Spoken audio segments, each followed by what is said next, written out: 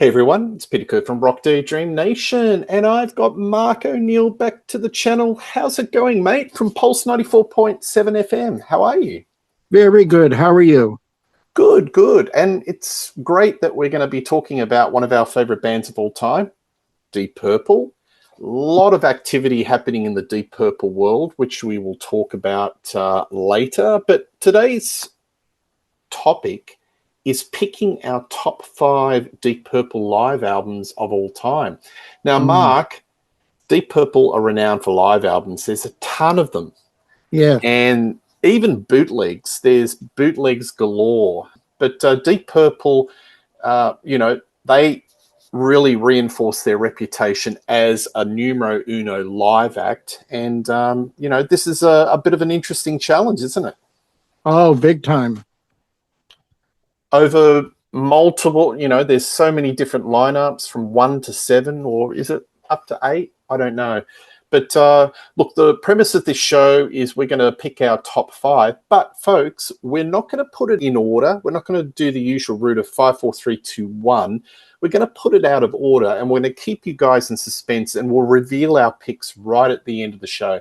I mean, you might be cheeky and want to go fast forward. We can't help that. But we're going to mix it up a little bit. So I'll throw to you, Mark. What's the first pick that you'd like to talk about in your five as the greatest Deep Purple live album? Okay, now this is one that for some reason I confuse a lot of people when I mention it because, of course, there was Made in Europe. There was the final Mark III concerts. But whenever I mention this one, they seem to confuse it with the final Mark III concerts. And that's Live in Paris, the last Mark III concert. And wow, they open with Burn and Stormbringer. Can any band claim that something similar? I mean that's amazing. Now, Made in Europe, it ends with Stormbringer, but even though they did it twice during the shows, and at the end, everyone just sort of backs off and lets Blackmore go, and it's wow, just the disc two, Space Truckin', but then especially Going Down in Highway Star, it's all Blackmore. And this is such an underrated album now. And then at the end, you have now, so I guess there was some doubt on if they were going to continue because Coverdale says something like, well, we hope to see you again in some shape or form. So it wasn't, we'll see you again. And, but just a wonderful album. So I don't know if it's still in print, but if it is, get it. Yeah, I've got a copy of that, and I picked it up in, of all the places, Hawaii. I went to this record store, one of the few remaining record stores in Honolulu, and there it was. And one of the few Deep Purple CDs in that rack. And I picked it, and I sort of, I've never seen this before. So Mm-hmm. that is a spectacular concert. And Richie, I think knowing that it's his final concert with Deep Purple, played with a lot of fire in the belly. Yeah. So, yeah, that's a good pick. That's a really good pick. I'm going to choose this one, not because it's maybe the greatest Deep Purple concert, but I think it is a very important concert in their history. And I'm talking about the California Jam of Mm-hmm. 1973. They played in front of 500,000 people. Every time I look at an article, Mark, there's always a different figure, but it's a six-figure sum. It's infamous in a lot of respects. Well, let's go straight to the point. It was the debut of David Coverdale and Glenn Hughes. Mm-hmm. Apparently, David said that he had a check for $1 million in his jean pocket. Go figure that. First performance in front of so many people, you'd be nervous, but you sort of saw hints of the stage presence of David Coverdale, Glenn Hughes, and that wonderful white satin Yeah. piece. John Lord, the ever reliable John Lord, Ian Pace, just magnificent drumming, and the Man in Black, the temperamental Man in Black, because Deep Purple, they wanted Deep Purple to play before sundown, and Richie locked himself in the trailer and said, nope. Yeah. And it turned into a gunfight, or turned into a Mexican standoff.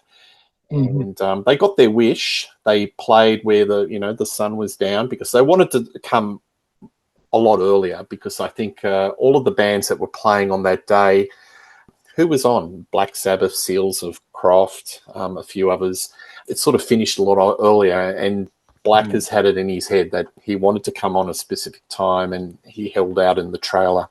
Anyway, he got his wish, he got on. There was all sorts of things that were happening. There was the bit where he smashed a TV camera and caused $40,000 worth of damage, got himself in a lot of trouble. I think it was 100,000. Okay, $100,000. And then somebody used petrol or something like that caused an explosion on stage, and everyone, it could have been absolutely an absolute rock and roll catastrophe, but there was some sort of pyro that was used that was extremely dangerous. There's only 6 songs on the album. A lot of it's protracted jams. Maybe the singing's not great, but I think as a document, it's an important live document in the history of Deep Purple. I've got to pick it. So California Jam, 1973, and maybe it's you need to see it visually. Yeah, it's a visual thing more than just listening to it. Well, and the Flames were chasing Blackmore. He played with a lot of fire that night. He was angry, and when Black is angry, he plays well. So he played really, really well. But it's not a perfect concert, is it, Mark? But I've included it because I think it's important. There's some things that annoy me. I think Glenn Hughes probably pushes it a little bit too much. Yeah. David's a little bit nervous.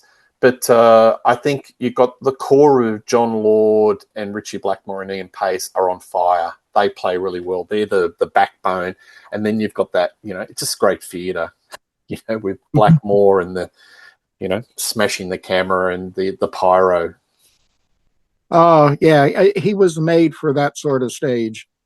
Yeah. That was live on TV. Do you remember this? Do you remember this show in the day? Well, anything you want to share with us? Yeah. Well, again, I hated Deep Purple then.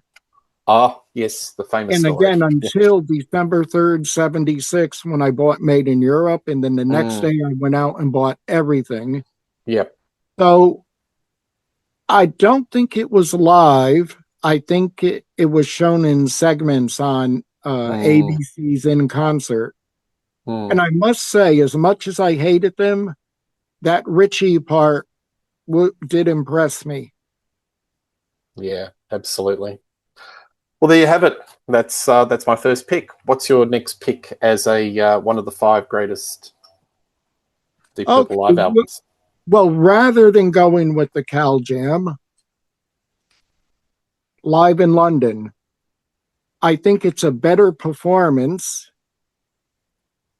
except for there's no Blackmore craziness. But originally it was released as a single CD might have been 92 or something. But then they expanded it into a double CD and added Space Truckin', which had been left off it. And it is a magnificent show, but I think the problem with Live in London and the Cal Jam, they weren't recorded to be released on record. This was a FM broadcast by the BBC, and the Cal Jam was for TV. So I'm happy to have them, but I would have liked it, done with having it released in mind. It would have had a much better production. Yeah, I actually have seen that on vinyl. but I own a copy of that. I own a copy of that on CD. And I think it was a reissue, a remaster, a reissue about 10, 15 years ago. But I have seen a copy of that in vinyl. Yeah, it is an improved performance from the California Jam. They all seem to be much more, David Coverdale at least is more confident, but there's still this problem there. Coverdale and Glenn Hughes, are they in lockstep with each other, or are they competing? That seems to be. Look, I love Mark III, I love it Yeah. in pieces. But the thing that is probably on the negative side of the ledger is they're not quite in synchronicity. Are they competing, or are they in unison? Are they working with each other? Well, And I think Glenn was trying to steal the show all the time, and David was trying to keep up with him. Yeah, maybe. And that is a segue into my next pick, where Mark III actually are synchronized. Graz Mm-hmm. in 1975, which is one of the 3 shows that's on Made in Europe. And this, in my opinion, is one of the best Mark III performances that is on tape, whether it's on vinyl or CD. And this is where Glenn Hughes sounds, he's a little bit more restrained. He's singing within the song. He's not over singing. And Coverdale and Hughes are like the Sam and Dave of hard rock. What you hear on vinyl, on those studio recordings, is what you hear live. And, Burn, Stormbringer, Gypsy, Lady Double Dealer, Mistreated. It's all great. Have you got this? Oh, yeah. Graz? Yep. It's an absolute cracker. Really interesting. The photo here is Madison Square Gardens. It's not actually Graz. So I don't know why maybe they couldn't find a photo, but they've just put stock footage photo of a concert in Madison Square Garden. So that's quite That would have been unusual. that would have been 74. But there he is, Yeah. Glenn Hughes, Mm-hmm. the voice of rock. Oh, But, what a place. but do you agree this is where they kind of seem to get it right? Yeah. Yes, absolutely. All right. What's your next pick? Okay. Well, it's sort of a duo because they were released at the same time, but the actual pick is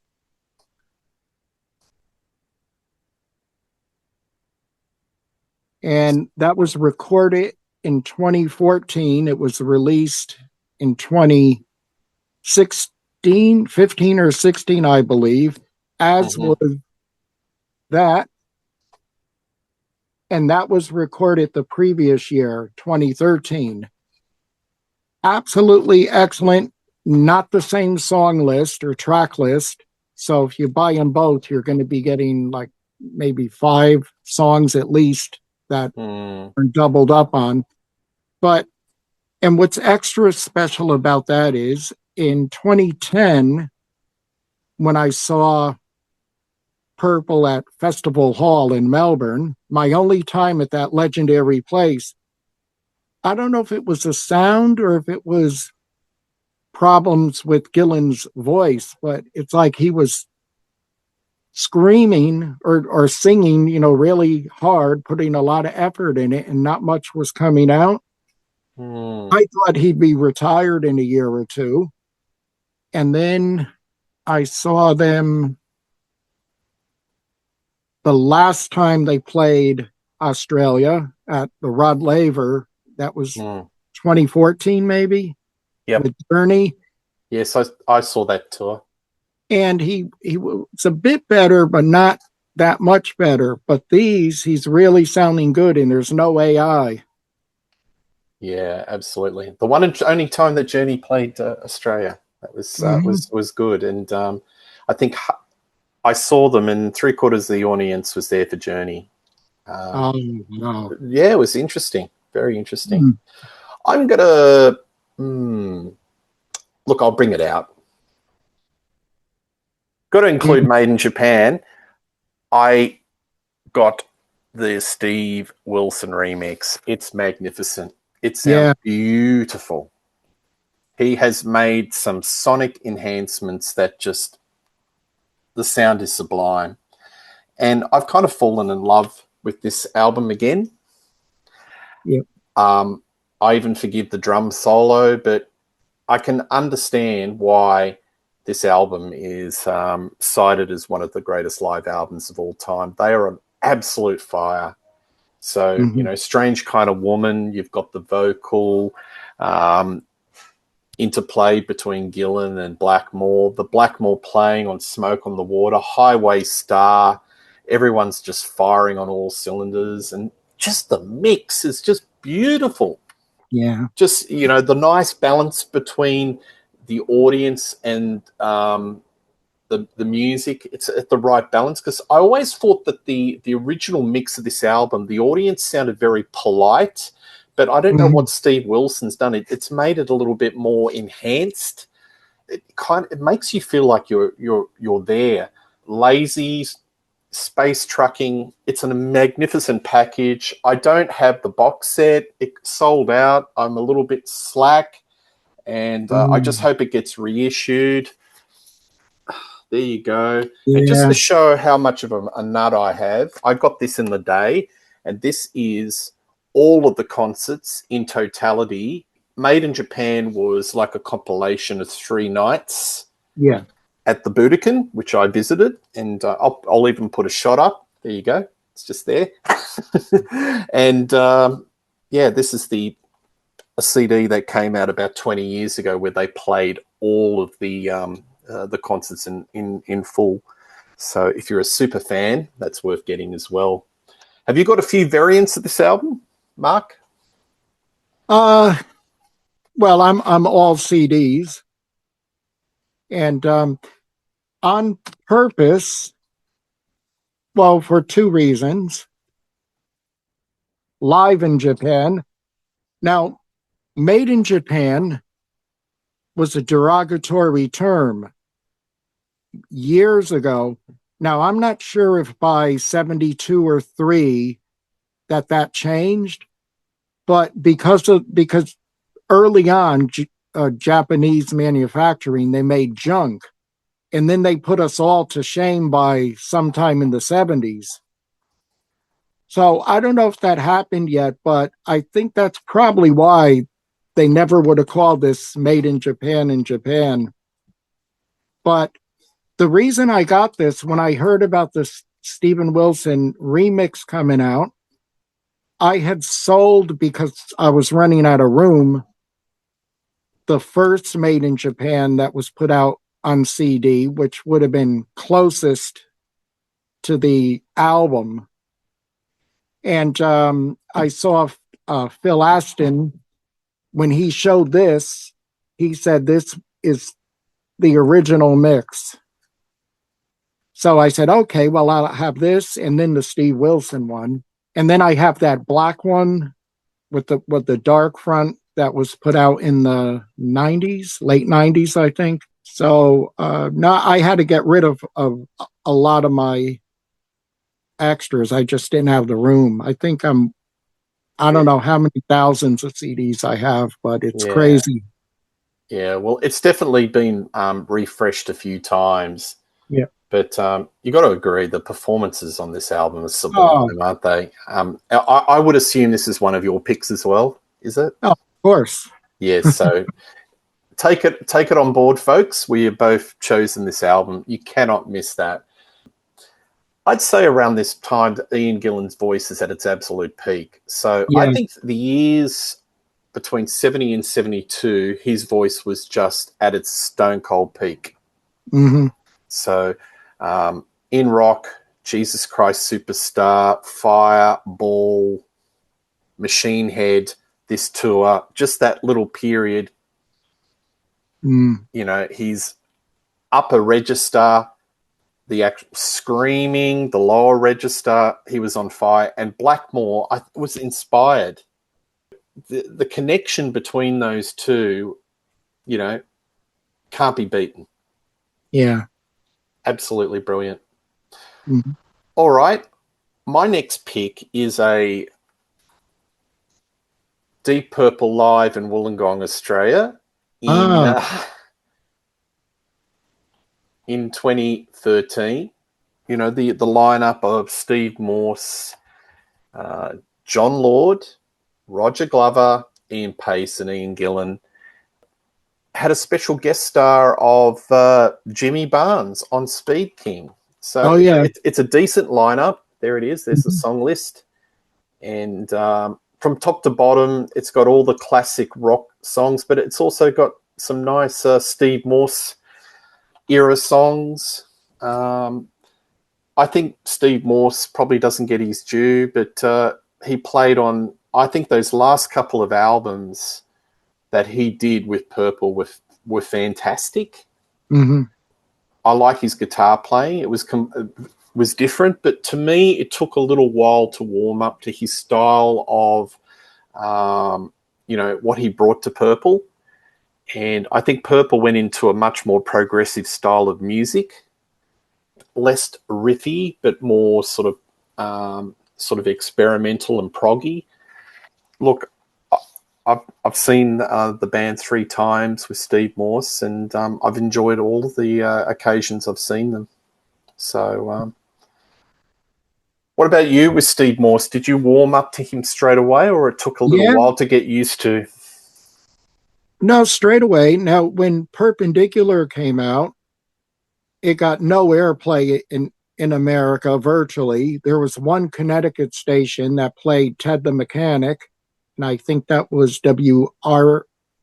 I can't even remember the call letters now, but a Connecticut rock station. And as soon as I heard his playing, I liked it. And, it sounded a little foreign, but I still liked it. And yeah, he served Purple very well, did a great job. And I saw him here in Australia, well, every time they've played here from Mm. 99 to whenever. But a different style of guitar playing, very much on the. He had different runs, those arpeggio runs, Mhm. very smooth. Yeah, he brought a different sort of element to Purple. Everyone sort of thinks that Deep Purple is in the Mark II, and at a touch Mark III. Do you think that generally that people kind of ignore this era of Deep Purple? It's a Well, little bit underrated. in the US, definitely. They didn't make the charts. I think the Battle Rages On made like 192 or 193. Mm, And then they didn't make the charts again until I think two of the later albums did. mm. Not Now, I don't think it was Now What. Might have been after Now What, just missed making the top 100. So, yeah, in America, definitely. But there are some European countries that they've been doing very well in. So it depends where it is. I'll throw something at you, and this is what we do, just to throw a little bit of a curveball. Yeah. Jefferson Airplane, Jefferson Starship, Starship. Three connected bands, but progress through different lineups and Mm-hmm. different sounds. Instead of calling Deep Purple with Steve Morse Deep Purple, imagine just calling it Purple. Do you Mm-hmm. think that would have had a clear separation with the previous, and they wouldn't have been in the shadows of what happened previously with Richie Blackmore? Because I can tell you that deep into the career of the Steve Morse lineup, there was still, I was at the bar having my bourbon and Coke outside the show and after the show, and everyone would be still grumbling, oh, I miss Richie. Yeah. So if they renamed the band and called it Purple, and it was like under a new entity or a new identity, then that might have shed some of the legacy, and people would just look at the band for what it was. What do you think? In the US, I think the albums would have sold even less. Yeah. It's very hard there. And when you're out, you're out. It's like the Bay City Rollers became the Rollers for it. Mm, And that usually means a sign of desperation. Brownsville station of Smoking in the Boys Room fame, I think they became Brownsville. mm, And it never seems to work. I'm sure there are more examples. yeah. Look, I know we've had this conversation before, but if they did the Perfect Strangers tour and Yeah. called it a day, then they would have been at legendary status. They went on Yeah. a high, but they sniff the fumes, they get intoxicated, and they want to chase the dragon, and it's just diminishing returns. That's the problem. And But there wouldn't have been the song Bad Attitude that was written about Richie, which I'm sure made things even worse. So if they took a yeah, few years off and then had mm, another one off. yeah. But look, I can tell you, like right into their career, 10 years into their career, like 20, I saw them in 2013, and Barroom Talk is all the fans, oh, I wish Richie was there. So Mm, even that deep into the career, like 3 or 4 albums, and people were still not accepting Morse. And I think it took a long time. I really think he got his due with those last couple of albums. So you don't think Purple would have worked under a different name? It still have to have the Deep Purple name to lock people in America. no, not in America. And really the albums haven't done much here. Mm, Maybe it would have helped a little here, but no. mm. The only Or thing that would have helped temporarily would have been a reunion with Blackmore. the next live album. What do you want to put up? The album that made me a Purple fan. There you go, Made in Europe. Well, that's my next pick as well, so we can talk about it together. Mm-hmm. That's a very special album, and it's a combination of Paris, Graz, Saarbrücken in Germany. And that was Saarbrücken. also recorded, and we're waiting for the release. I don't know what they're waiting for. Hmm. But that was like in 1975. That's some of the best of the Mm, best on that tour. yeah, And again, a lot of the excesses, the maybe Glenn going a little bit over the top. I mean, it's still there, but it's still in a lot of control. I yeah. think it's definitely the best parts of those concerts put into one package. And for a long time, I know a lot of folk that rate that as the best Deep Purple live album, but sensational performances, Stormbringer. One thing I find quite interesting is that when you look at the track listing, it's very economical. There's only 5 tracks, Mm, and it's all relevant to that particular lineup, isn't it? yeah. One of the criticisms is that the Coverdale and Hughes lineup couldn't quite sort of master the Machine Head material, and even David sounded a little bit uncomfortable, like singing "Smoke on the Water." He'd go, "They all went," He'd, instead of saying "I went," being in the first person, he'd relate to the third person Yeah. when he was interpreting, singing the lyrics. But Lady Double Dealer, Mistreated, You Fool No One, great album. And a few years ago, I don't know, Rhino or whoever announced there was going to be a super deluxe edition of Made in Europe, and nothing since. Please, Steve Wilson, get onto it. Just on Yes. the basis of what he's done with Made in Japan, Oh, oh, the sky's the limit on what he could do with Made in Europe. and there was also, uh, I think, might have been December 76 also. One of the magazines said a 4 album box set was coming out. And 2 of the albums were going to be an unreleased Mark III concert. I don't know if it was Cream or Circus or Rock Scene, but Mm. of them had a lot of details, and that never happened. Well, I'd love to hear that. So fingers crossed that that comes out. Mm-hmm. Fingers crossed. All right, Mark. So we have discussed our 5 picks each. So would you like to put it in a little bit of an order and we can wrap up the show? Sure.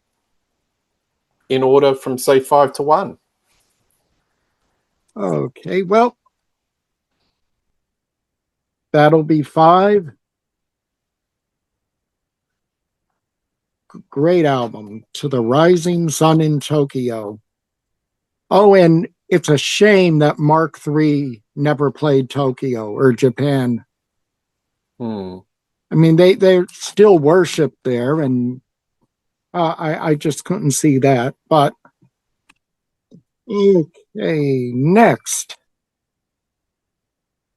Live Paris, in Paris. yep, Yes. 75. And I mean, just the end alone. If that was the only part of the show that was released, and it still cost what a double CD cost, it'd be Hmm. more than worth it. Okay, Live in London, Number where 3. where I think that might be the best Mark III version of Smoke on the Water, especially the instrumental. But I think Hughes was fairly well behaved. And even at the end, when he had the little screeching part before Coverdale would come in and end it, he was more restrained. So a very good Smoke on the Water. Yeah. Now, wow. Um, it's the big one. Made in Europe is the most special album to me ever. So again, it made me a Purple fan. Made in Japan, even though it has, a couple of clinker notes and things, especially the way Purple played, that's going to happen. But it's just about the perfect live album. What do I pick? Uh, well, I'll go with, just because of that, again, that's the most special to me, but I'll put that number 2. I've played it more. Now, this is probably the first time that I'm putting Made in Japan or Live in Japan first. And I think it's because the lead up to the box set, I was playing it constantly. The box set came out, listened to it for days on end. And then on my Purple Passion, All Things Deep Purple radio show and podcast, on Raised on Rock Sunday Night Live, and on Raised on Rock, over those 3 shows, I covered it all. So I haven't played Made in Japan that much in many, many years. So, a lot of times picking albums goes by how much you've been playing them. Mm. So really, for the first time, Japan. Well, thank you for that. That's Mm-hmm. that's interesting. I sort of suspected that you go down in that direction, but you confirmed it, so that's really good. Mm-hmm. Um, Number 5, California Jam, more for its historical impact and its dramatic impact in the Deep Purple story. Mm-hmm. And I've added, again, I recommend it, folks, watch the video. It's a Mm-hmm. visual thing as well as listening to it. Deep Purple, live in Wollongong, 2013. That was a really good tour, and it really highlights Steve Morse's guitar playing. It's got Jimmy Barnes.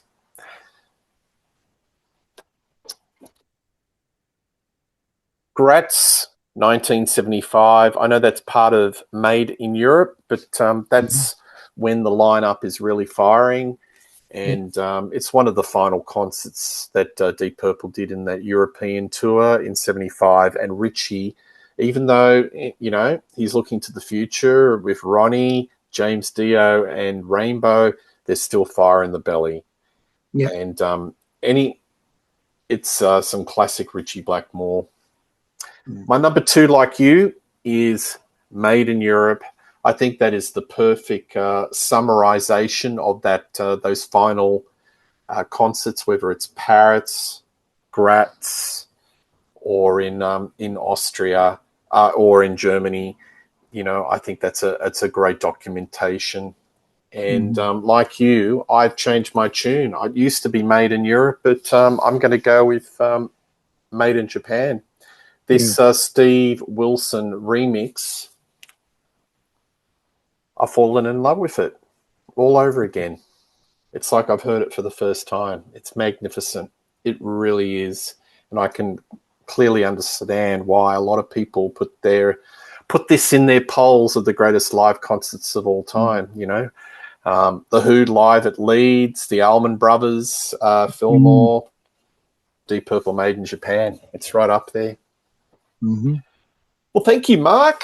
Mark O'Neill. You can see him on Pulse, or hear him, see him. You're seeing him here.